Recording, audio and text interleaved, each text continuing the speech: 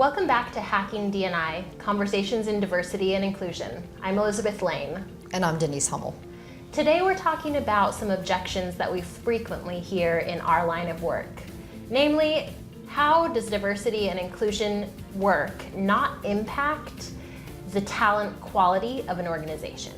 A lot of people seem to think that when they prioritize diversity and inclusion, it's going to mean that their talent suffers. Denise, as the expert, is this true? Absolutely not. There's absolutely no reason to be departing in any way from the qualities and requirements of the job position. That's not the point.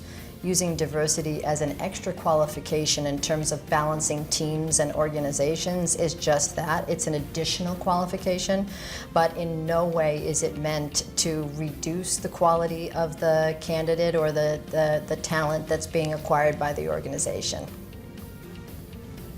So in terms of the recruiting process then, how can you make sure that the quality of the talent doesn't suffer? It sounds like you're saying you're actually adding a requirement rather than making it easier to get a position. Absolutely. I mean, if you have a team that is all predominantly one ethnicity, or all predominantly men, or all predominantly extroverts even, all of those characteristics are important diversity characteristics in terms of having the right balance on a team that's going to support innovation.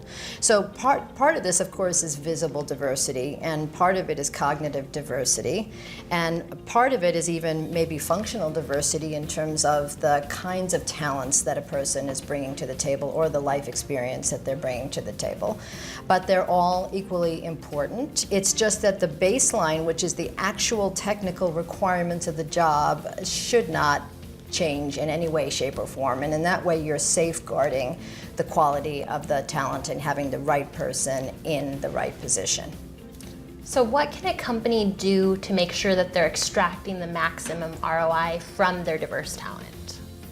Well, I mean, I think there's a lot that they can do. The most important thing is providing an inclusive cultural environment by which those individuals can thrive, right? If they're coming into an organization where they are not accepted, they are not empowered, they are not supported in the ways, let's say, that they are different, or even in the ways that they're the same, just simply not empowered and accepted, then they're not going to thrive. They're not going to take that diverse ideation that may be just in their minds and be able to express it, have the confidence that their thoughts are going to be appreciated by the organization or by their leaders. And so we want to consistently apply what we call the 3 R's of inclusive leadership, and let leaders know what those qualities are, how they manifest themselves in the workplace, and how to apply them on a daily basis. Does metrics play into that at all? Metrics are very, very important because, after all, we are, to some extent, what we measure. And so a lot of companies are, in fact, measuring how many diverse people they have at various different phases of work function and title and level, which is important.